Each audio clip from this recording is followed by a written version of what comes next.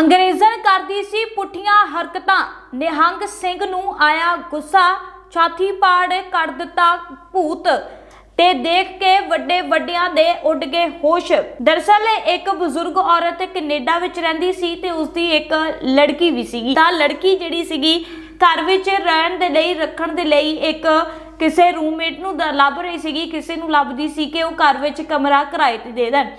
जिस तो बाद फिर एक गुरसिख नौजवान सीगा जिसनूं होर भी कमरे की तलाश सीगी ते उसके दोस्त ने दस्सिया कि एक मेरी जानकार दोस्त है जिसनूं लोड़ है कि किराए ते किसी नूं रखना है। तां वो गुरसिख बहुत खुश होया कि चलो जानकारी दे विच ही जो है पता लग गया तो उसनूं जिहड़ियां जरूरतां उसदियां पूरीआं हो जाणगियां।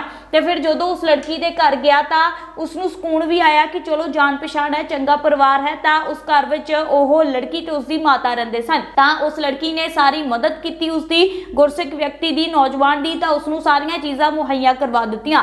तो ओह खुश सीगा उस घर विच रह के। तां चलो 4-5 दिन जदों वधिया तरीके नाल रहा तो थोड़े दिन बाद उस लड़की दी माता जी बीमार हो गए। एकदम बीमार होए ते तुरंत उसनूं जो है हस्पताल लैके गया गुरसिख नौजवान। तो लड़की भी गई तो उत्थे डॉक्टरां नूं जो है कुछ समझ नहीं आया, रिपोर्टां दे विच सब कुछ ठीक ठाक सीगा ते डॉक्टर कहण लगे कि माता जी नूं कुछ भी नहीं होया तो ठीक ने। तो फिर उन्हां नूं घर लैके आउंदे ने तो थोड़े समय बाद फिर उन्हां दी तबीयत खराब हो जाती है। फिर उन्होंने जिहड़ा वा हस्पताल नहीं लैके जाया जाता तो डॉक्टरां दीयां टीमां नूं इत्थे बुला लिया जाता। तो डॉक्टरां दीयां टीमां जदों इत्थे आ जांदियां तो उस तो बाद फिर परिवार वाले जिहड़े सीगे ते उन्होंने जदों फिर देखिया तो जांच हुई तो डॉक्टरां ने फिर कहा कि कुछ नहीं होया। तो जदों डॉक्टर जांच कर रहे सीगे तो उदों जिहड़ी ओ माता जी सीगे तो एकदम उन्हां दे अंदरों कुछ होर आवाज़ां आउणियां शुरू हो गईयां।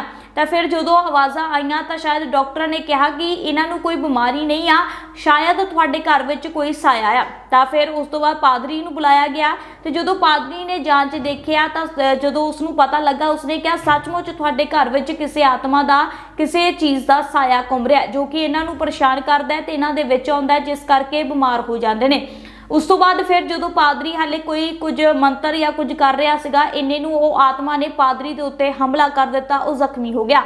हाले डॉक्टर की टीमां उत्थे सी ते उन्होंने पादरी का इलाज कर दिता। जिस तो बाद फिर एकदम उस गुरसिख नौजवान का फोन बजदा है, उसते मूल मंत्र लग्या होया सीगा ते जदों एकदम मूल मंत्र जदों गूंजिया आवाज़ सुनी तो वो जिहड़े माता जी सी उन्हां दे अंदरों आत्मा जिहड़ियां आवाज़ां करदियां सी कि मूल मंत्र बंद हो जावे।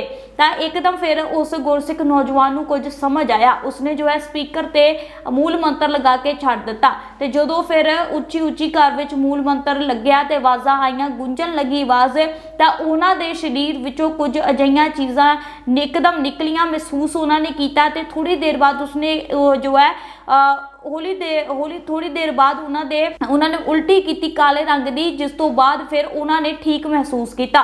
तो उस तो बाद ये पता लगा कि उन्होंने घर विच असल विच कोई आत्मा का या किसी चीज़ का साया सीगा। तां किवें देखो उस तो बाद उसनूं यकीन होया तो वह वाहिगुरू परमात्मा दे विच यकीन करन लगी ते हमेशा सवेरे सवेरे अमृत वेले उठ के मूल मंत्र का वो अंग्रेजन जो सी बीबी सी वो पाठ करती सीगी ते वाहिगुरू दे नाम ते उसने बहुत यकीन रखना शुरू कर दिता।